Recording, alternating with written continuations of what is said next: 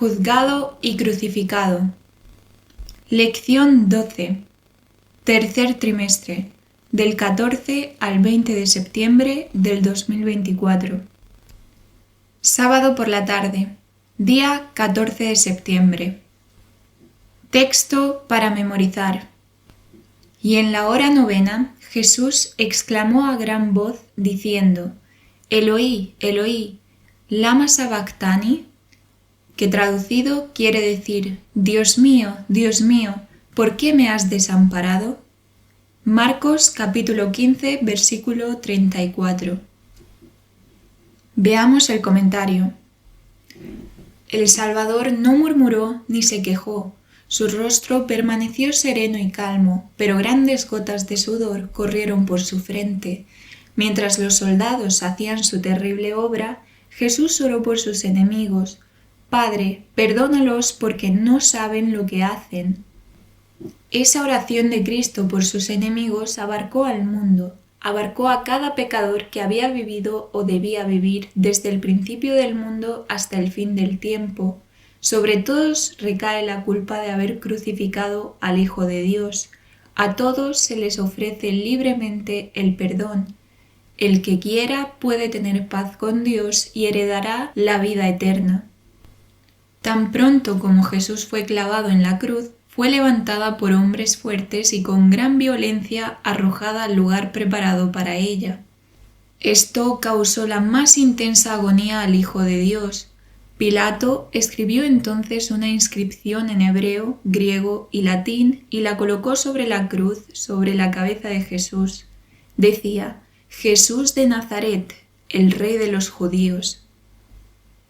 En la providencia de Dios debía despertar el pensamiento y la investigación de las Escrituras. El lugar donde Cristo fue crucificado estaba cerca de la ciudad.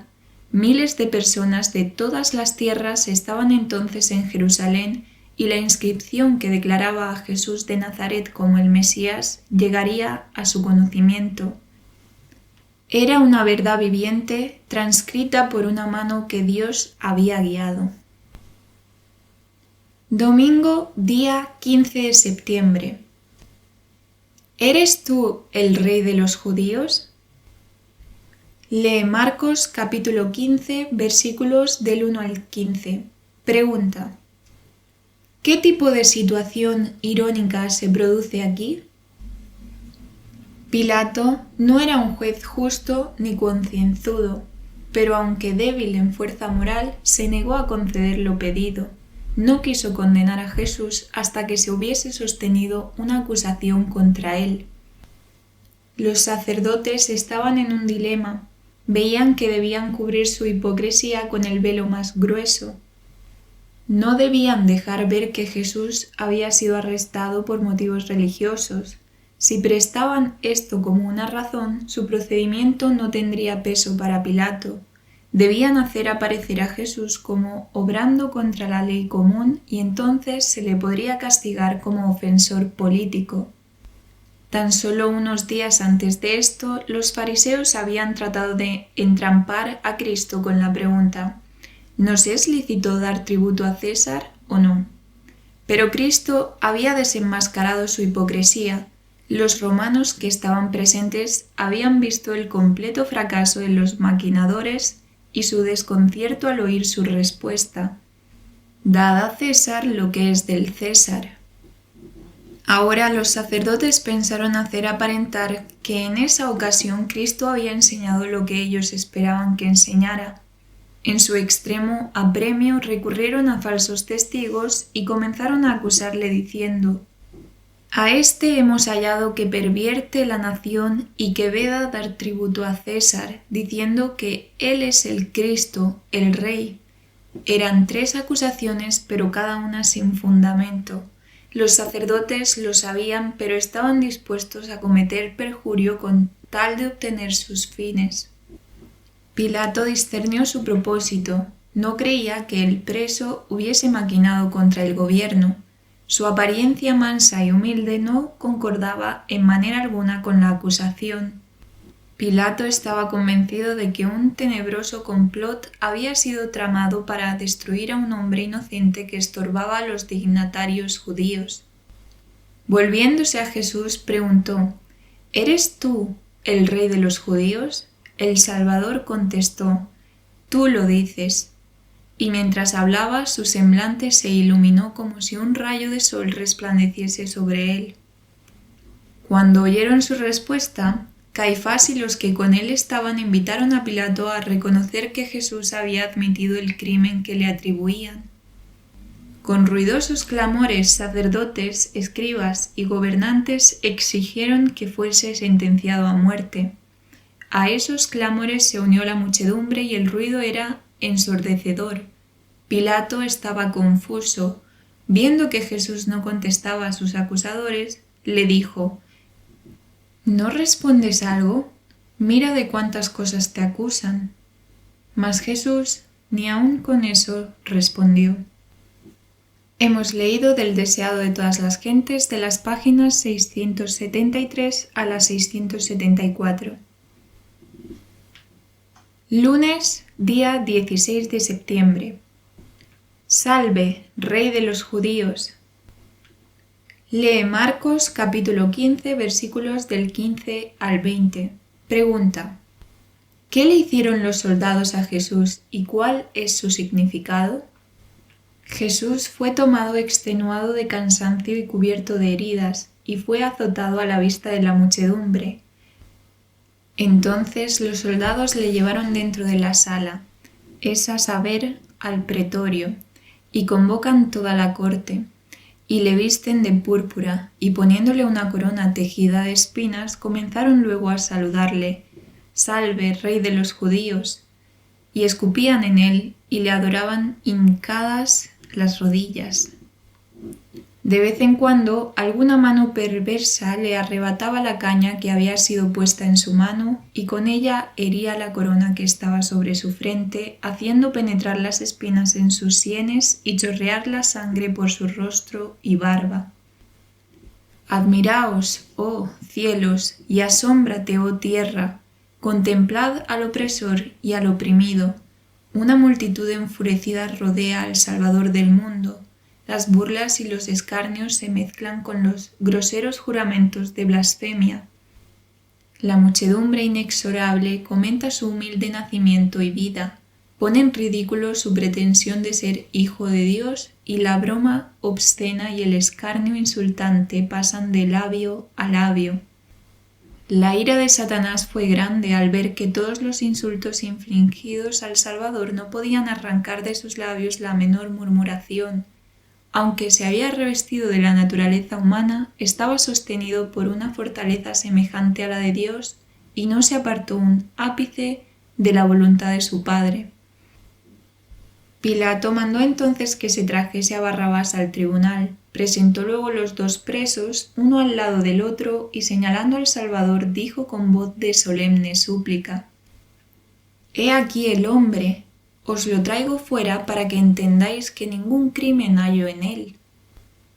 El gobernador romano, aunque familiarizado con escenas de crueldad, se sentía movido de simpatía hacia el preso doliente que, condenado y azotado con la frente ensangrentada y la espalda lacerada, seguía teniendo el porte de un rey sobre su trono. Pero los sacerdotes declararon: «Nosotros tenemos ley, y según nuestra ley debe morir porque se hizo hijo de Dios». Pilato se sorprendió. No tenía idea correcta de Cristo y de su misión, pero tenía una fe vaga en Dios y en los seres superiores a la humanidad. El pensamiento que una vez antes cruzara por su mente cobró ahora una forma más definida. Se preguntó si no sería un ser divino el que estaba delante de él, cubierto con el burlesco manto purpúreo y coronado de espinas. Hemos leído del deseado de todas las gentes de la página 685.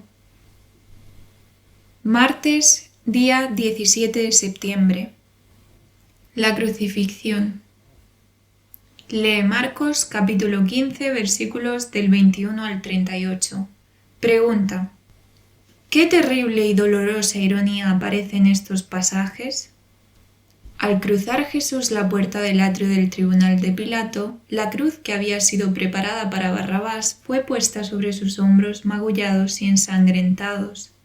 La carga del Salvador era demasiado pesada para él en su condición débil y doliente y cayó desmayado bajo la carga. La muchedumbre que seguía al Salvador vio sus pasos débiles y tambaleantes, pero no manifestó compasión. Se burló de él y le vilipendió porque no podía llevar la pesada cruz. Volvieron a poner sobre él la carga y otra vez cayó desfalleciente al suelo. Sus perseguidores vieron que le era imposible llevarla más lejos. No sabían dónde encontrar quien quisiese llevar la humilde carga. Los judíos mismos no podían hacerlo porque la contaminación les habría impedido observar la Pascua. Entre la turba que le seguía no había una sola persona que quisiese rebajarse a llevar la cruz. En ese momento, un forastero, Simón Cireneo, que volvía del campo, se encontró con la muchedumbre. Oyó las burlas y palabras soeces de la turba, oyó las palabras repetidas con desprecio. «Abrid paso para el rey de los judíos». Se detuvo, asombrado ante la escena, y cómo expresara su compasión, se apoderaron de él y colocaron la cruz sobre sus hombros. Simón había oído hablar de Jesús, sus hijos creían en el Salvador, pero él no era discípulo. Resultó una bendición para él llevar la cruz al Calvario y desde entonces estuvo siempre agradecido por esta providencia. Ella le indujo a tomar sobre sí la cruz de Cristo por su propia voluntad y a estar siempre alegremente bajo su carga. Al llegar al lugar de la ejecución, los presos fueron atados a los instrumentos de tortura. Los dos ladrones se debatieron en las manos de aquellos que los ponían sobre la cruz, pero Jesús no ofreció resistencia. Tan pronto como Jesús estuvo clavado en la cruz, ésta fue levantada por hombres fuertes y plantada con gran violencia en el hoyo preparado para ella.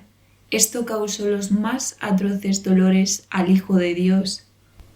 El sol se negó a mirar la terrible escena, sus rayos brillantes iluminaban la tierra a mediodía, cuando de repente parecieron borrarse. Como fúnebre mortaja, una oscuridad completa rodeó la cruz, fueron hechas tinieblas sobre toda la tierra hasta la hora de nona. Estas tinieblas, que eran tan profundas como la medianoche sin luna, sin estrellas, no se debía a ningún eclipse ni a otra causa natural. Era un testimonio milagroso dado por Dios para confirmar la fe de las generaciones ulteriores. Cuando las tinieblas se alzaron del espíritu oprimido de Cristo, recrudeció su sentido de los sufrimientos físicos y dijo: «Sed tengo». Uno de los soldados romanos, movido a compasión al mirar sus labios resecos, colocó una esponja en un tallo de hisopo y sumergiéndola en un vaso de vinagre, se la ofreció a Jesús. Pero los sacerdotes se burlaron de su agonía. En silencio, los espectadores miraron el fin de la terrible escena. El sol resplandecía, pero la cruz estaba todavía rodeada de tinieblas. Los sacerdotes y príncipes miraban hacia Jerusalén, y he aquí la nube densa se había asentado sobre la ciudad y las llanuras de Judea. El sol de justicia, la luz del mundo, retiraba sus rayos de Jerusalén, la que una vez fuera la ciudad favorecida. Los fieros rayos de la ira de Dios iban dirigidos contra la ciudad condenada. De repente la lobreguez se apartó de la cruz y en tonos claros como de trompeta, que parecían repercutir por toda la creación, Jesús exclamó: «Consumado es. Padre, en tus manos encomiendo mi espíritu». Una luz circulló la cruz y el rostro del Salvador brilló con una gloria como la del sol. Inclinó entonces la cabeza sobre el pecho y murió. Hemos leído del Deseado de todas las gentes de la página 704. Miércoles, día 18 de septiembre. Abandonado por Dios. Lee Marcos capítulo 15 versículos del 33 al 41. Preguntas. ¿Cuáles son las únicas palabras de Jesús en la cruz en Marcos? ¿qué significa en última instancia la muerte de Cristo para todos nosotros? Cuando las tinieblas se alzaron del espíritu oprimido de Cristo, recrudeció su sentido de los sufrimientos físicos y dijo: «Sed tengo». Uno de los soldados romanos, movido a compasión al mirar sus labios resecos, colocó una esponja en un tallo de hisopo y sumergiéndola en un vaso de vinagre se la ofreció a Jesús. Pero los sacerdotes se burlaron de su agonía. Cuando las tinieblas cubrieron la tierra, se habían llenado de temor, pero al disiparse su terror, volvieron a temer que Jesús se les escapase todavía. Interpretaron mal sus palabras: Eloí, Eloí, lama sabactani. Con amargo desprecio y escarnio dijeron: a Elías llama a éste. Rechazaron la última oportunidad de aliviar sus sufrimientos. Deja, dijeron, veamos si viene Elías a librarle. El Inmaculado Hijo de Dios pendía de la cruz, su carne estaba lacerada por los azotes, aquellas manos que tantas veces se habían extendido para bendecir, estaban clavadas en el madero. Aquellos pies tan incansables en los ministerios de amor estaban también clavados a la cruz. Esa cabeza real estaba herida por la corona de espinas, aquellos labios temblorosos formulaban clamores de dolor, y todo lo que sufrió, las gotas de sangre que cayeron de su cabeza, sus manos y sus pies, la agonía que torturó su cuerpo y la inefable angustia que llenó su alma al ocultarse el rostro de su Padre, habla a cada hijo de la humanidad y declara: por ti consiente el Hijo de Dios en llevar esta carga de culpabilidad, por ti saquea el dominio de la muerte y abre las puertas del paraíso. El que calmó las airadas ondas y anduvo sobre la cresta espumosa de las olas, el que hizo temblar a los demonios y huir la enfermedad, el que abrió los ojos de los ciegos y devolvió la vida a los muertos, se ofrece como sacrificio en la cruz, y esto por amor a ti. Él, el expiador del pecado, soporta la ira de la justicia divina y por causa tuya se hizo pecado. Entre las terribles tinieblas aparentemente abandonado de Dios, Cristo había apurado las últimas heces de la copa de la desgracia humana. En esas terribles horas había confiado en la evidencia que antes recibiera de que era aceptado de su Padre. Conocía el carácter de su Padre, comprendía su justicia, su misericordia y su gran amor. Por la fe confió en aquel a quien había sido siempre su placer obedecer, y mientras, sumiso, se confiaba a Dios, desapareció la sensación de haber perdido el favor de su Padre. Por la fe, Cristo venció. Nunca antes había presenciado la tierra una escena tal. La multitud permanecía paralizada y con aliento en suspenso miraba al Salvador. Otra vez descendieron tinieblas sobre la tierra y se oyó un ronco rumor como de un fuerte trueno. Se produjo un violento terremoto que hizo caer a la gente en racimos. Siguió la más frenética confusión y consternación. En las montañas circundantes se partieron rocas que bajaron con fragor a las llanuras. Se abrieron sepulcros y los muertos fueron arrojados de sus tumbas. La creación parecía estremecerse hasta los átomos. Príncipes, soldados, verdugos y pueblo yacían postrados en el suelo. Cuando los labios de Cristo exhalaron el fuerte clamor, «Consumado es», los sacerdotes estaban oficiando en el templo. Era la hora del sacrificio vespertino. Habían traído para matarlo el cordero que representaba a Cristo. Ataviado con sus vestiduras significativas y hermosas, el sacerdote estaba con el cuchillo levantado, como Abraham a punto de matar a su hijo. Con intenso interés el pueblo estaba mirando, pero la tierra tembló y se agitó porque el Señor mismo se acercaba. Con un ruido desgarrador, el velo interior del templo fue rasgado de arriba abajo por una mano invisible que dejó expuesto a la mirada de la multitud un lugar que fuera una vez llenado por la presencia de Dios. En este lugar había morado la Shekinah. Allí Dios había manifestado su gloria sobre el propiciatorio. Nadie sino el sumo sacerdote había alzado jamás el velo que separaba ese departamento del resto del templo. Allí entraba una vez al año para hacer expiación por los pecados del pueblo, pero he aquí este velo se había desgarrado en dos, ya no era más sagrado el lugar santísimo del santuario terrenal. Todo era terror y confusión. El sacerdote estaba por matar la víctima, pero el cuchillo cayó de su mano enervada y el cordero escapó. El símbolo había encontrado en la muerte del Hijo de Dios la realidad que prefiguraba. El gran sacrificio había sido hecho, estaba abierto el camino que llevaba al Santísimo, había sido preparado para todos un camino nuevo y viviente. Ya no necesitaría la humanidad pecaminosa y entristecida esperar la salida del sumo sacerdote. Desde entonces, el Salvador iba a oficiar como sacerdote y abogado en el cielo de los cielos. Era como si una voz viva hubiese dicho a los adoradores: ahora terminan todos los sacrificios y ofrendas por el pecado. El Hijo de Dios ha venido conforme a su palabra. Heme aquí, en la cabecera del libro está escrito de mí, para que haga, oh Dios, tu voluntad. Por su propia sangre, Él entra una sola vez en el santuario, habiendo obtenido eterna redención.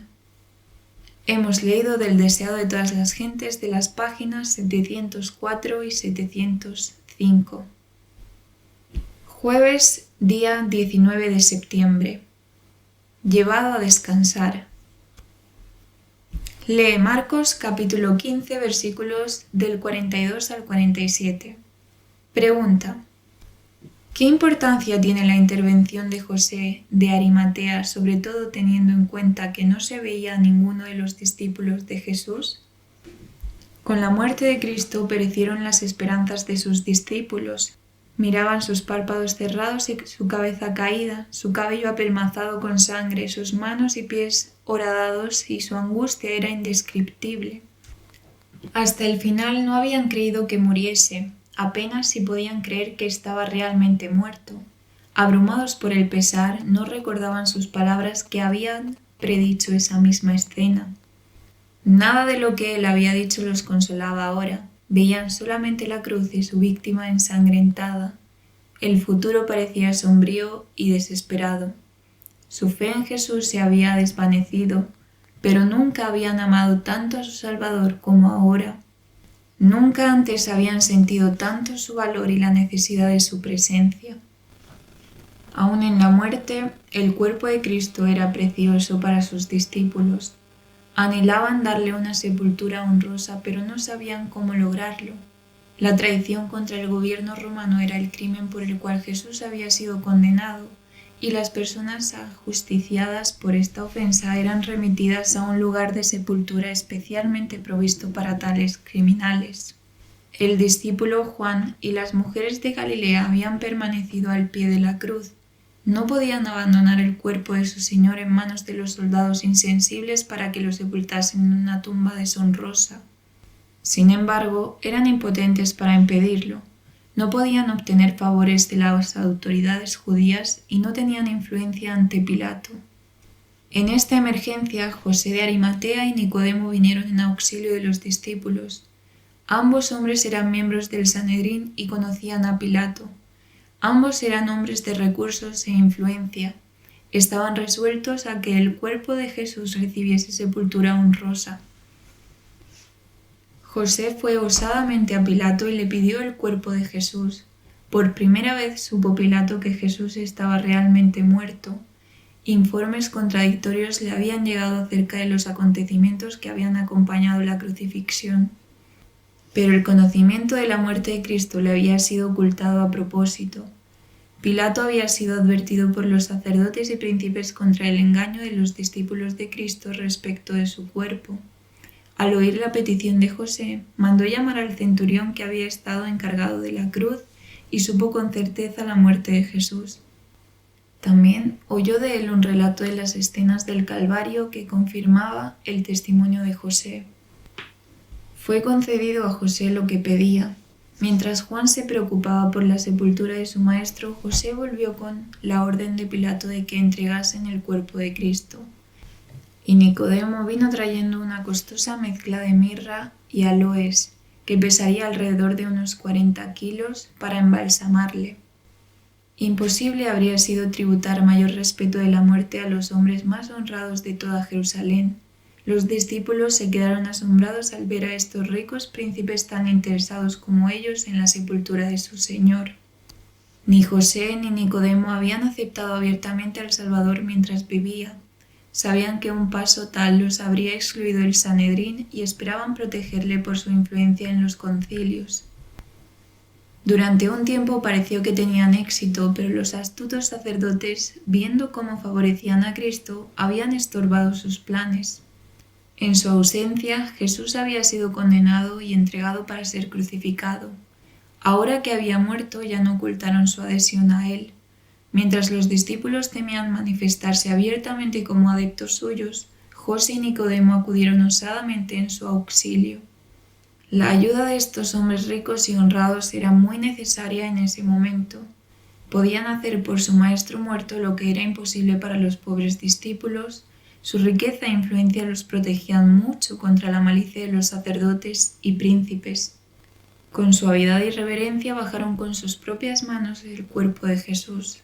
Sus lágrimas de simpatía caían en abundancia mientras miraban su cuerpo magullado y lacerado. José poseía una tumba nueva, tallada en una roca. Se la estaba reservando para sí mismo, pero estaba cerca del Calvario y ahora la preparó para Jesús. El cuerpo, juntamente con las especias traídas por Nicodemo, fue envuelto cuidadosamente en un sudario, y el Redentor fue llevado a la tumba. Allí los 3 discípulos enderezaron los miembros heridos y cruzaron las manos magulladas sobre el pecho sin vida. Las mujeres galileas vinieron para ver si se había hecho todo lo que podía hacerse por el cuerpo muerto de su amado Maestro. Luego vieron cómo se hacía rodar la pesada piedra contra la entrada de la tumba y el Salvador fue dejado en el descanso. Las mujeres fueron las últimas que quedaron al lado de la cruz y las últimas que quedaron al lado de la tumba de Cristo.